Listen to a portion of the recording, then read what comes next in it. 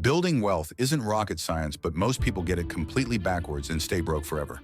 Here's the exact formula wealthy people use that nobody talks about. First, you work for earned income. This is your job, your business, whatever, brings money in the door. But here's where most people mess up. They spend that money on stuff that makes them look rich instead of actually becoming rich.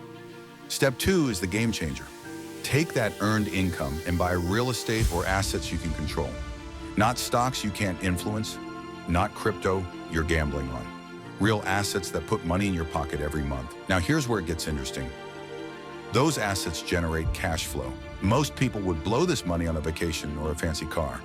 Wrong move. You take that cash flow and buy more assets. This is where compound growth starts working for you instead of against you. But here's the part everyone forgets. Protection. You need insurance on those assets because one lawsuit or disaster can wipe out years of work. Protect what you've built. Keep repeating this cycle.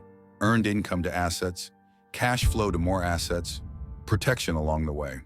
Each cycle gets bigger because you're reinvesting everything. The secret isn't making more money at your job.